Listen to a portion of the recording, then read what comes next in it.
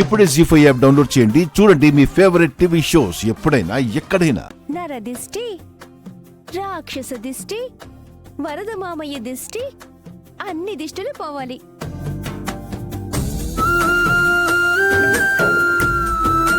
అమ్మా కుముదా, ఆగండి, ఆగండి. పిల్ల రాక్షసుల దిష్టి తీశారు కానీ పెద్ద రాక్షసి చాముండి బామ్మ ఉంది కదా, తన దిష్టి కూడా తీయాలి. మీ చెల్లెళ్ళందరూ నీకెవరి దిష్టి తగలకుండా జాగ్రత్త పడుతున్నారు బావా. చాముండి బామ్మ కళ్ళు మంచివి కావు, పెద్ద రాక్షసి, గయ్యాలి. ఆవిడ దిష్టి మా అన్నయ్యకి తగలకూడదు. ఇక దిష్టి పెట్టే వాళ్ళందరూ అయిపోయారుగా, నేను ఇంట్లోకి వెళ్ళొచ్చా? నేనున్నానుగా. ఏంటి, నువ్వు దిష్టి పెడతావా? ఊరందరితో పాటు నేను కూడా నిన్ను హీరోలా చూస్తున్నాను బావా. నీకెలా దిష్టి పెడతాను? మరి ఎందుకు ఆగమన్నావు? ఇది దిష్టి కాదు, హారతి. పచారీ కొట్టు పెట్టిన గంగా బావా ముందుగా హోటల్కి ఓనర్ అయ్యాడు, తర్వాత ఊరికే సర్పంచ్ అయ్యాడు. మా బావ ఇలా అంచెలంచెలుగా ఎదగాలని దేవుళ్ళందరూ దీవించాలి. బడి చదువులు కూడా పూర్తి చేయలేదు నేను. అలాంటిది నువ్వు నన్ను ఊరి వాళ్ళ దృష్టిలో గుడిలేని దేవుడిగా మార్చాలని చూస్తున్నావు శివ. ఇదంతా నువ్విచ్చిన ప్రోత్సాహం వల్లే. అయ్యో, నన్నలా పొగడకు బావా. అసలే ఈ మధ్య నేను లావైపోతున్నాను. కాదు, ముందు కడుపులో కూడా ఏదైనా బరువు పెడితే బాగుంటుంది. ఇది కరెక్ట్ పాయింట్. మా ఆడపడుచులు ఎంత ముద్దుగా చెప్పారు. ఏంటమ్మా మీరు కూడా అటు తిరిగి ఇటు తిరిగి మళ్ళీ ఇక్కడికే తీసుకొచ్చారా? పిల్లల గురించి చెప్తే శివ మెలికలు తిరిగిపోతుంది.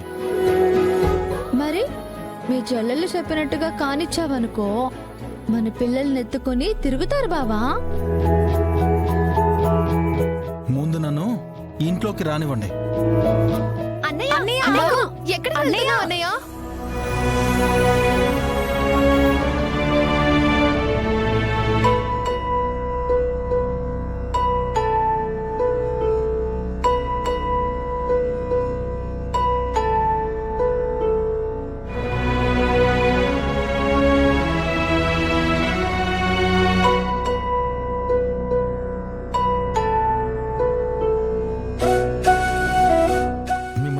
ఎక్కడికి వెళ్తానమ్మా? మనల్ని వదిలేసి వెళ్ళిపోయినా మన అమ్మ దగ్గరికి వచ్చాను.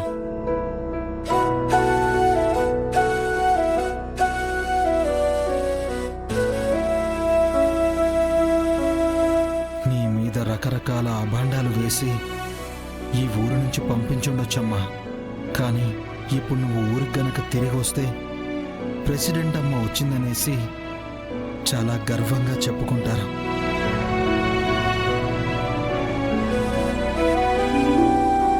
తప్పకుండా నేను తీసుకొస్తాను బావా. అన్నయ్య, నువ్వు గనక ఈ ఊరిని, ఈ ఊరు రూపురేఖల్ని మార్చేశావనుకో, అప్పుడు అమ్మ మీద పడ్డ మచ్చ కూడా తుడిచిపెట్టుకుపోతుంది.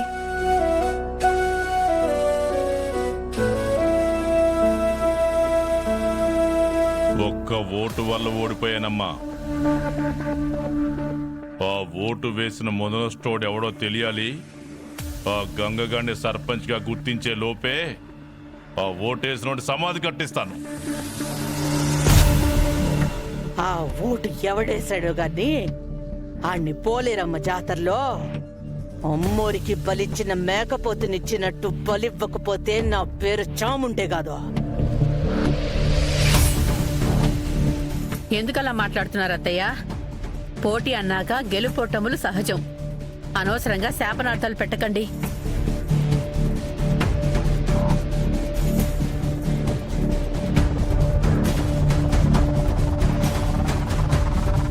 ఏంటో పాపం, నేను చెప్తూనే ఉన్నాను ధర్మమే గెలుస్తుందని, కానీ మీరు వినలేదు.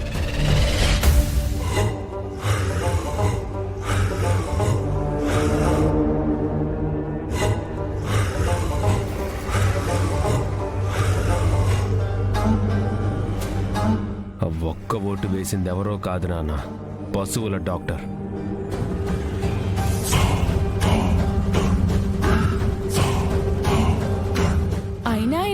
మన ఊరు కాదన్నప్పుడు అలా ఎలా ఓటేశాడు బావా?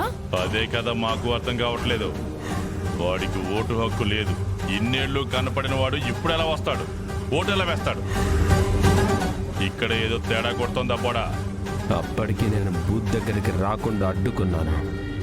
ఓటు హక్కు ఉందన్నట్టుగా సాక్ష్యాలు ఓటర్ కార్డు చూపించి ఓటేశాడు.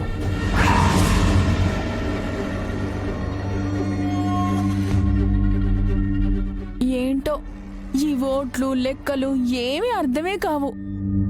నిన్నటి వరకు ఓటు హక్కు ఉంది అని అనుకునేవాళ్ళు అక్కడికి వెళ్తే ఓటు ఉండదు. అసలు మాకు ఓటే ఉండదు అనుకునే వాళ్ళకి ఓటు హక్కు ఉందని ఓట్లు వేయించారు. అబ్బోడా, ఆడెట్టా ఓటేశాడో ఆ కథేందో చూసుకోవాలా. ఆడు ఈ ఊరోడు కాదు. అయినా ఆడి చేతికి ఓటు హక్కు ఉందన్నట్టుగా ఓటర్ కార్డు ఎట్టా వచ్చుండదో ఓ గంట కనిపెడతా ఉండు. నేను చూసుకుంటాను నాన్న. వాడి మీద కేసు పెట్టైనా సరే ఫుల్ డీటెయిల్స్ బయటికి తీసుకొస్తాను. నాకు బదులుగా ఏ మహానుభావుడు ఓటేశాడో ఏంటో. కొంపదీసి నా ఓటే తను వేశాడా ఏంటి? అట్ట ఎట్ట వేస్తారా వీర్రాజు? ఓటో ఉంటుంది కదా. ఆడు గెలిచినాక ఎన్ననుకుని ఏం లాభరా పెద్దోడా? ఇక గంగగాడికి అహంకారం ఎలిగిపోతాది. పంచాయతీ కుర్చీ ఆడికే పోతాది. ఓడిపోయాక ఏమీ చేయలేములే అత్తయ్య. 5 ఏళ్లు కాదు, ఆడ 5 రోజులు కూడా సర్పంచ్గా ఉండడానికి ఈళ్ళెదురా పెద్దోడా. నువ్వు అనుకున్నంత మాత్రాన ఏమీ అవ్వవులే బామ్మా. మామూలుగానే మా అన్నయ్యని ఏమీ చేయలేరు. ఇప్పుడు సర్పంచ్ అయ్యాడు, దరిదాపుల్లో కూడా వెళ్ళలేరు.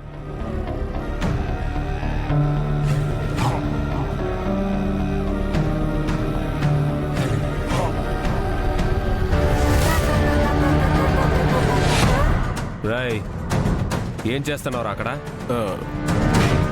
ఏం లేదన్నయ్య. ఎట్రా రమ్మంటుంటే.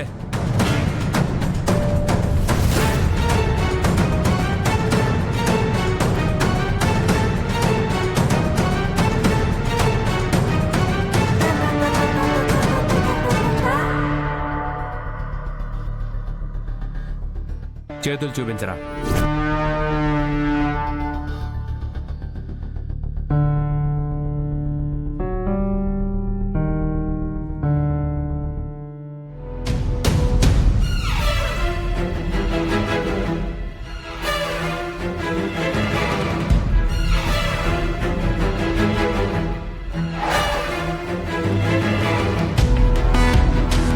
ఏంట్రా ఇది?